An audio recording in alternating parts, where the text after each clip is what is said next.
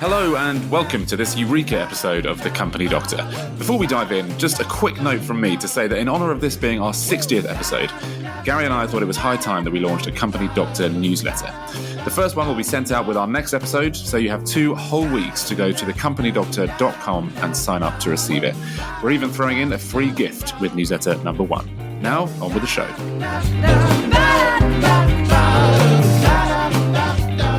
Eureka! This is actually, it's a double Eureka, isn't it? Because we did did we do a Eureka last week? A recent Eureka? Yeah. No, we did the hunting one. Yeah, we did do one recently. But they're good. They're proving popular. They are. And the reason they're popular is they're like, we call them expressos. It's a 10-minute episode. Go and take a coffee, listen to this, put it into practice. Boom. It's a coffee hit. Yeah, and a nice surprise at the end, which is always good. Yeah, we'll see how it goes. And George, you realise? Oh, you're going to say the same. This is episode 60, right? I was going to say the same. Yeah. And I was thinking, does it count? Because it's a Eureka moment. It's a coffee. It's an espresso episode. Absolutely does. Of course it does. Even the trailer counts, by the way. So we get more downloads of the trailer than anything else. So yeah, absolutely does. So here we go. Title of this Eureka moment is How to Magnify the Effect of What You Say. Nice. Boom. I like that. It's exciting because it's one of those things which, in the working environment, that can be quite tricky. It can be a difficult thing to do. I was thinking about this in all environments. So have you ever been in a situation where you tell someone something and they just don't listen to you? Yes. You give them some really good advice and they're nodding and they go, yeah. And they absolutely don't listen. Have you ever been in that situation? Absolutely. And it's kind of the same with kids. Parents tell their kids stuff and they don't listen. And then, I know, a friend tells them, they go, oh, yeah, Auntie so-and-so told me this, and then went up and did it. Yeah, and it's really annoying when they listen to other people and not you.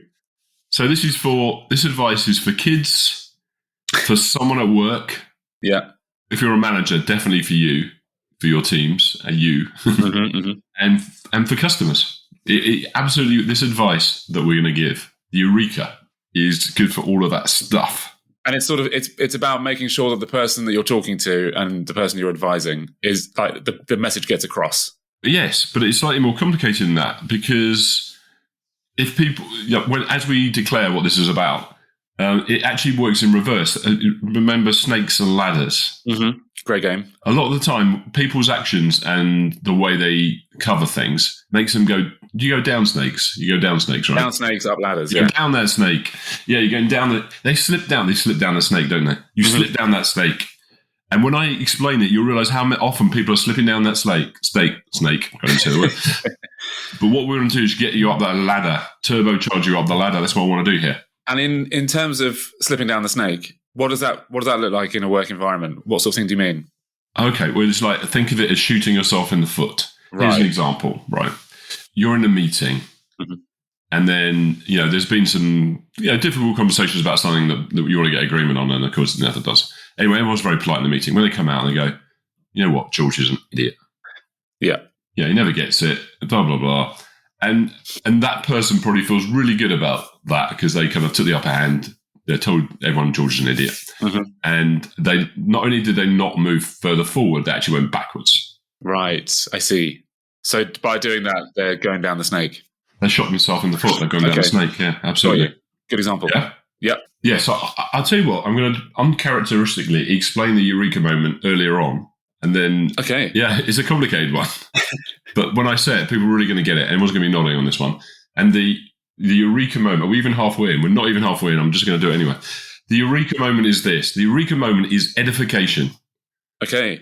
Yeah, exactly. It means absolutely nothing, does it? What does edification mean to you, George? All I know of edification, if something is unedifying, then it doesn't look good. If you're walking around really drunk or something, or if you've done something wrong, you do something like not very nice, whatever. It's unedifying to see.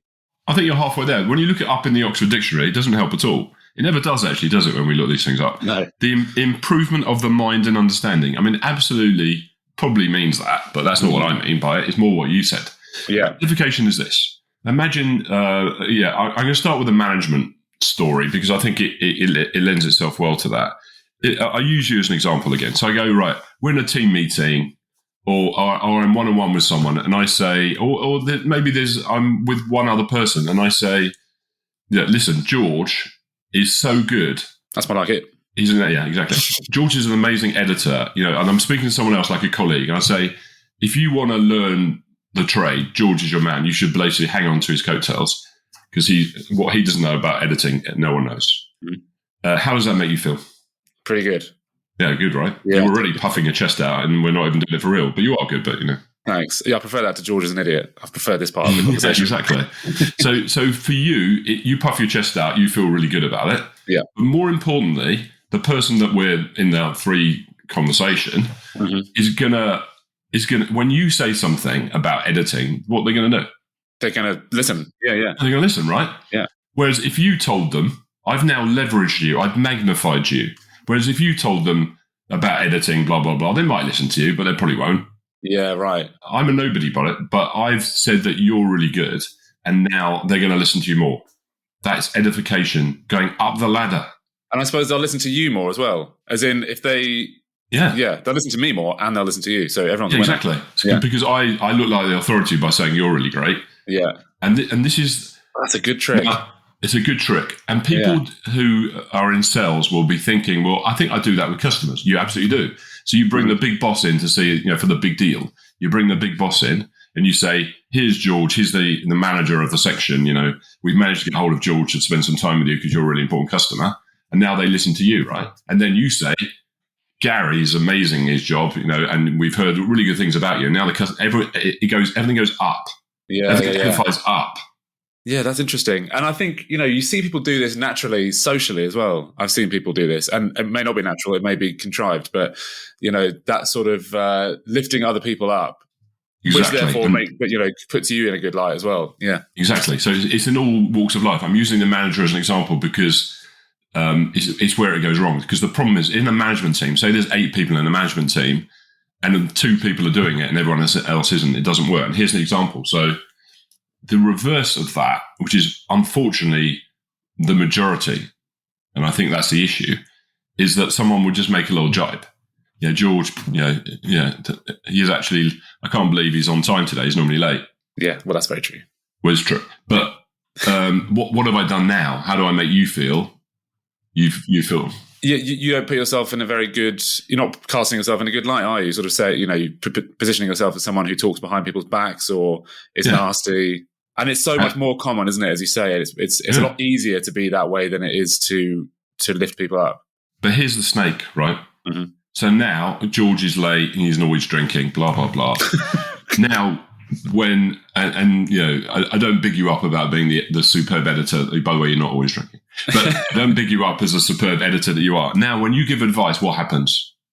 Well, people aren't going to listen to me or take me seriously. Sloppy George. Here's Sloppy George. We're not going to listen to Sloppy George, right? He's drunk and he's late.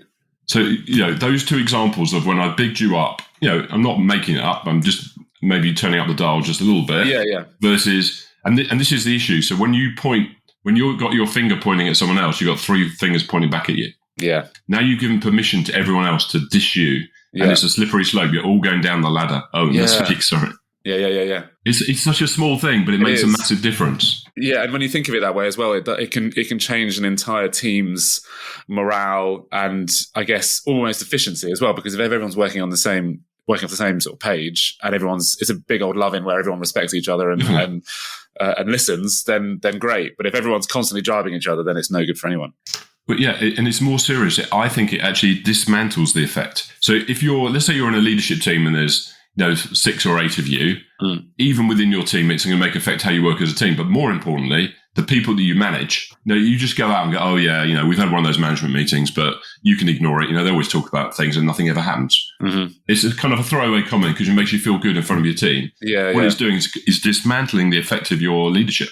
Absolutely. Immediately dismantling it. Yeah, I totally agree with that. And also for new people, new starters to jobs, but nothing worse than when you start a new job and people are sort of, down on whatever it is, or sort of, as you say, making those sorts of comments because you think, oh God, this isn't a very sort of cohesive, it's not a good unit. So yes, this is a good tip. And I've never thought about it. Edification, go up the ladder, don't go down the slippery snake. You can use this with your kids. Like if you've got kids and mom says something and dad says something else, it's a classic example of de-edification.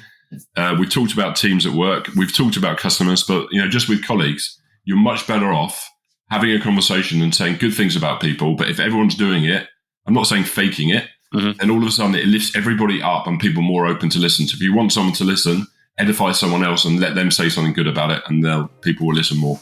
Boom. Eureka. We've done it. Well done, Gary. That was excellent. Slightly early declared, but you know what? I think it works. We don't play by the rules here. We break rules. Thank you very much, Gary. That was fascinating, as always. And thank you all for listening. Hope you enjoyed it. We'll see you next time. See you soon.